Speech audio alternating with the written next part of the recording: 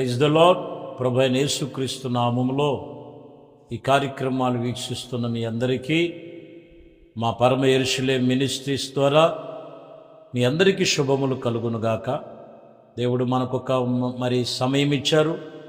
ఈ సమయంలో వాక్యమును జాగ్రత్తగా శ్రద్ధాభక్తితో ఎవరు వింటున్నారో వారు ధన్యులు అని వాక్యం చెప్తున్నమాట మంచిది. పరిశుద్ధ గ్రంథములో నుంచి 1 కొరింథీయులకు రాసిన పత్రిక 6వ అధ్యాయము 15వ వచనాన్ని చదువుతున్నాం. మీ దేహములు క్రీస్తునకు అవయవములై ఉన్నవని మీరెరగరా? నేను క్రీస్తు యొక్క అవయవములై ఉన్నానని అవయవములను తీసుకొని వేశ్య యొక్క అవయవములకు చేసేదనా? అది ఎంత మాత్రమో సరైనది కాదు కదా అని వాక్యం చెప్తున్నమాట. చివరి మాటలో మనం గమనించినట్లయితే మీ యొక్క అవయవములు అంటే క్రీస్తు అవయవములుగా ఉండవలసిన అవయవాలు వేశ్య యొక్క బలహీనతల్లో పడిపోయి ఆ శరీరేచ్ఛల్లో పడిపోయి ఆ అవయవాలు వేశ్య యొక్క అవయవాలుగా మార్చకూడదు. వారు శరీర సంబంధమైన ఏకమై ఉన్నారని ఇక్కడ వాక్యం చెప్తున్నమాట. కాబట్టి ఈరోజు మనం గమనించాలి, లోకములో మనిషిని పతనం చేసేటువంటి ఇదొక తలంపు ఏంటో తెలుసండి. శరీరేచ్ఛలు ఎక్కువైపోయినాయి, అక్రమ సంబంధాలు ఎక్కువైపోయినాయి, పాప సంబంధాలు ఎక్కువైపోయినాయి.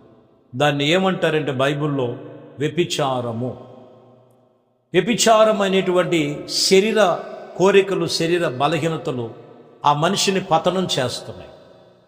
గమనించాలి, నీ అవయవము నీ శరీరము నీ అవయవములు దేవుని ఆలయమై దేవుని యొక్క దేహము క్రీస్తు యొక్క అవయవములుగా ఉన్నాయని జ్ఞాపకం చేసుకోవాలి.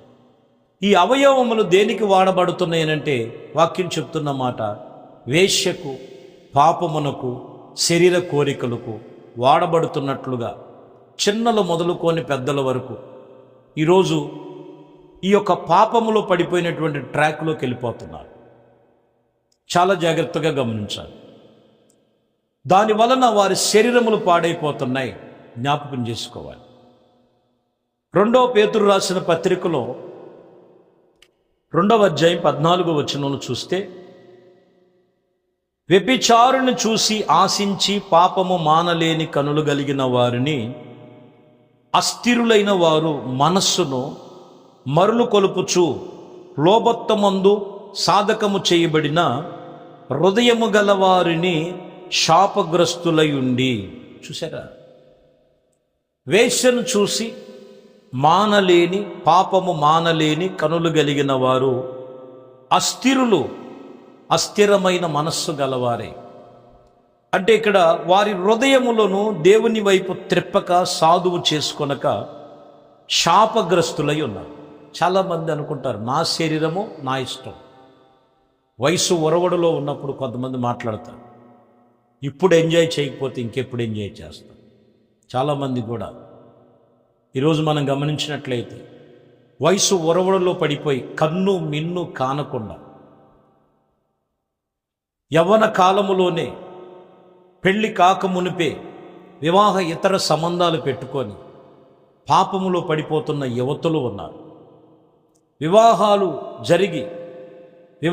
జరిగి భర్త ఉండగా వేరొక భర్తతో, భార్య ఉండగా వేరొక భార్యతో, ఇలాగ మనం చూసినట్లయితే వీళ్ళ శరీరము కూడా ఏమై ఉన్నదంటే అస్థిరమైన మనస్సు కలిగి లోభత్వమునకు వారు సాధకము చేయబడి హృదయములు దేవుని ఉన్నాడు, దేవుడు భయభక్తులు ఉన్నారు, దేవుడు ఉన్నారన్న సత్యాన్ని తెలుసుకోక దేవునికి హృదయమునివ్వక శరీరములో ఉన్న పాపమును జయించలేక శాపగ్రస్తులైపోతారు. జాగ్రత్త.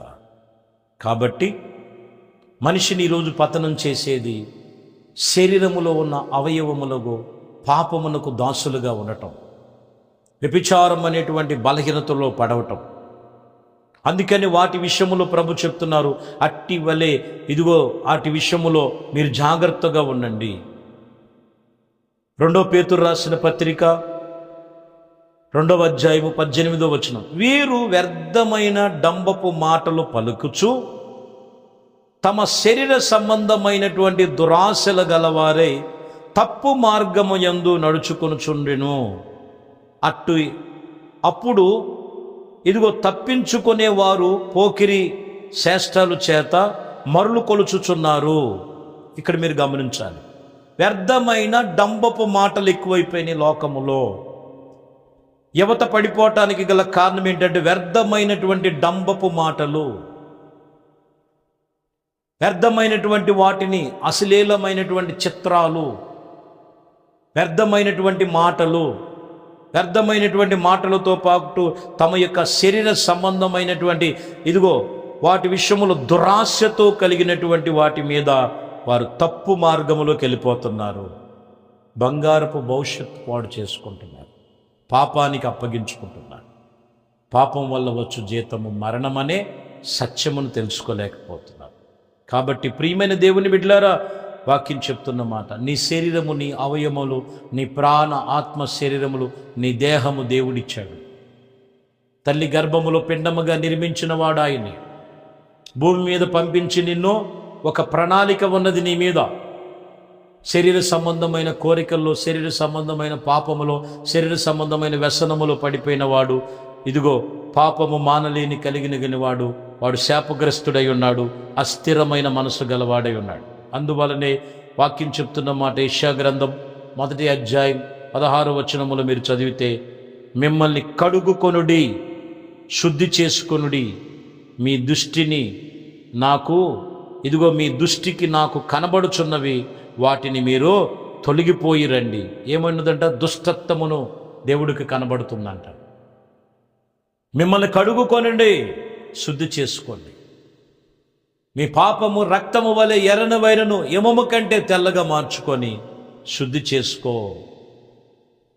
చేసుకో. లేని ఎడల నా దృష్టికి మీరు నాకు కనబడుతున్నది ఏంటిదంట? ఆ పాపము యొక్క దోషం, శరీర సంబంధములు, శరీర కోరికలు, శరీర వాంఛలు. చిన్న వయసులోనే వాళ్ళకు చూడండి, వాళ్ళు ఎలా కలుగు చేస్తుందంటే వ్యర్థపు మాటలు, దురాశ కలిగినటువంటి మాటలు, వ్యర్థమైనటువంటి తలంపులు. ప్రియమైన దేవుని బిడ్డలారా, చాలా జాగ్రత్తగా గమనించాలి. ఇవి కడుగుకోకపోతే, వీటిని బట్టి మనం చాలా జాగ్రత్తగా వాళ్ళు దేవుని వైపు త్రిప్పుకోకపోతే, వాక్యం చెప్తున్న మాట, ఏ మనుష్యుడు కూడా దేవుడిచ్చే ఆశీర్వాదం యొక్క అనుగ్రహం పొందుకోలేడు.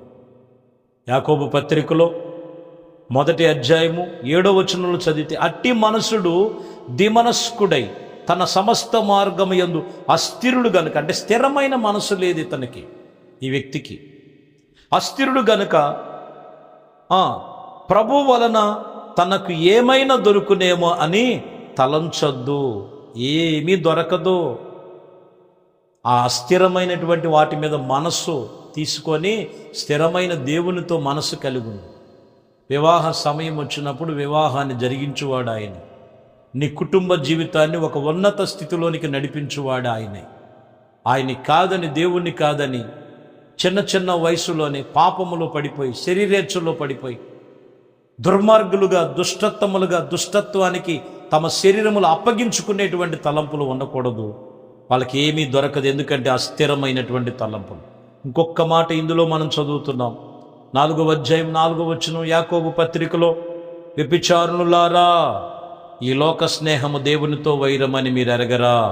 కాబట్టి ఎవడైనా ఈ లోకముతో స్నేహము చేయగోరిన వాడు దేవునికి శత్రువగును. చూసారా? వ్యభిచారుని వారులారా, ఈ లోక స్నేహము దేవునితో వైరం. ఎవరితో నీ స్నేహం? అక్రమమైన ఆలోచన చెప్పేవాళ్లతోనా? సక్రమమైన మార్గములు నడిపించే దేవునితోనా? దేవుని సంఘముతోనా? కొంతమంది చూడండి, మంచి మాటలు చెప్పి దేవుడి మాటలు చెప్పే వాళ్ళకి నచ్చరు, వినరు. తప్పు మార్గములు నడిపించేటువంటి వారి మాటలతో, స్నేహంతో ఎక్కువ చేస్తుంటారు. వాళ్ళకి చాలా వినసొంపుగా ఉంటాయి. ఈరోజు దేవుడి వాక్యం చెప్తున్న మాట, ఇదిగో ఈ లోక స్నేహము కాదు, దేవునితో నువ్వు స్నేహం చేయి, దేవునితో స్నేహం చేయి. 1 కొరింథీయులకు రాసిన 1 యోహాను పత్రిక రాసిన పత్రికలో 2వ అధ్యాయం 16వ వచనంలో చూస్తే, లోకములో ఉన్నదంతా కూడా శరీరాశ, నేత్రాశ, జీవపు డంబం తండ్రి వలన పుట్టినవి కాదు. లోకంలో ఉన్నదంతా ఏంటిదంట? శరీరాశ, నేత్రాశ, జీవపు డంబం. ఇది దేవుడి వలన కలిగినక. ఈరోజు నీలో ఏ ఆశ ఉంది? నీ మీద నీ తల్లిదండ్రులు ఒక ఆశ కలిగి ఉన్నారు. నువ్వు ఒకవేళ ఇదిగో దేవుని సన్నిధిలో వాక్యం వింటున్నటువంటి, వివాహము జరిగి ఒక తండ్రి పాత్రలో, ఒక భార్య పాత్రలో, ఒక కుటుంబ పాత్రలో ఉన్నావా? ప్రభు నీ మీద ఒక ఆశ కలిగి ఉన్నాడు. లోకములో ఉన్నదంతా కూడా శరీరాశ, నేత్రాశ, జీవపు డంబం. ఇవి దేవుని వల్ల కలిగినవి కాదు. వయసు అనే ఒరవడులో పడిపోయి మనిషి పతనములోకి వెళ్ళిపోతున్నాడు, శాపములోకి వెళ్ళిపోతున్నాడు, అస్థిరమైన తలంపుల్లోకి వెళ్ళిపోతున్నాడు, నానా విధమైనటువంటి బాధల్లో పడిపోతున్నాడు. భర్త కాదని వేరొక భర్తకు అలవాటు పడి తన భర్తను చంపుకున్నటువంటి స్త్రీ ఉన్న లోకం ఈరోజు మనం గమనించాలి. ఇది కేవలం వ్యభిచారము ద్వారా. భార్య ఉండగా వేరొక భార్యతో ఇది అలవర్చుకొని ఆ భార్యను చంపినటువంటి లోకం. కడుపున పుట్టిన పిల్లలు అక్రమ సంబంధం వలన తన పిల్లల్ని చంపినటువంటి తల్లిదండ్రులు ఉన్నటువంటి లోకములో కేవలం ఇది వ్యభిచారం అనే కోపం, పాపం అనే కోపం, తుచ్చమైనటువంటి అభిలాషలలో ఇదిగో కన్ను మిన్ను కానకుండా శరీర సంబంధమైన బలహీనతలో పడిపోయి మనుషుడు ఈరోజు పతనమైపోతున్నాడు. నీ సర్వ శరీరము దేవునికి అప్పగించు. నీ కుటుంబం క్షేమం, నీ బిడ్డలు క్షేమం, నీ కలిగిన సమస్తమును క్షేమముగా ఉంచి పరిశుద్ధమైన పవిత్రమైన చేతులతో వాక్యమనే ఉతక స్థానము చేత నీవు హృదయమును కడుగుకో. ఎంత ఘోర పాపినైనా క్షమిస్తాడు. యేసుప్రభు వారు చెప్పిన మాట అదే. తెలుసో తెలియకో పాపం చేసావు, వ్యభిచారంతో పట్టబడ్డావు, ఇక మీదట నువ్వు పాపం చేయొద్దు. శిక్షిస్తే నేను శిక్షిస్తా, కానీ నేను శిక్షించట్లా, నిన్ను నేను క్షమిస్తున్నా. యేసుప్రభు వారు ఎంత ఘోర పాపినైనా క్షమిస్తాడు. ఎప్పుడంటే నీ మనసు ఆయన వైపు త్రిప్పి, ఇక మీదట నేను ఆ తప్పులు చేయను, ఇక మీదట నేను ఆ పాపము చేయను, ఇక మీదట ఆ శరీరేచ్ఛలో నేను పడను ప్రభువా అని తీర్మానం చేయి.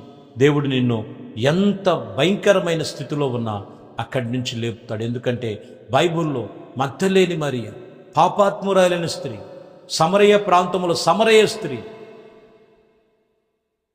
వ్యభిచారముతో పట్టబడినటువంటి ఆ స్థితిలో ఉన్నటువంటి స్త్రీని ఆయన కృపలో వారిని మార్చాడు. ఈరోజు నీ జీవితం ఎలాంటిదైనా కానీ నీ దేహము దేవుడిచ్చినటువంటి ఆలయముగా మార్చుకో. దేవుడు నిన్ను అన్ని విషయములో ఆయన కృపలో నిన్ను తృప్తిపరిచి ఇదిగో దేవుని యొక్క దేవాలయముగా నిన్ను మార్చునుగా. కళ్ళు మూసి ప్రార్థనలో ఏకీభిద్దాం. మహాపరిశుద్ధుడా, ప్రేమ కలిగిన తండ్రి, ఇదిగోనైనా ఏ పాపములో పడి ఉన్నారు అయ్యా, ఏ వ్యసనములో పడి ఉన్నారు, శరీరములు పాడు చేసుకుంటున్నటువంటి స్థితిలో ఉన్నారు, ఆ శరీరమును మీరు ముట్టండి అయ్యా. నేను నా ప్రభా, మత్స్యమైన దేహము అమర్త్యముగా మార్చువాడవు నీవు. నీ కృపలో స్థిరపరిచి నీ రక్తములో కడిగి పాప విమోచన కలుగు చేసి, క్రీస్తు రక్తము చేత కడగబడి పాపానికి విమోచన కలుగునుగా. ప్రతి సర్వ శరీరము యేసుక్రీస్తు దేహముగా మార్చబడి క్రీస్తులో పాలివారయుటకు కృప చూపించి సహాయం చేయండి. సర్వ మహిమ ఘనత ప్రభావాలు మీకే పొందుకోము. యేసుక్రీస్తు నామములో ప్రభా, ఎందరైతే ప్రార్థన చేస్తున్నారో వారందరికీ విడుదల వచ్చునుగాక, సమాధానము కలుగునుగాక, అట్టి కృప కుటుంబానికి కలుగు చేయనుగాక. ఆమేన్, ఆమేన్. దేవుడు మిమ్మల్ని దీవించి ఆశీర్వదించునుగాక. ఆమేన్.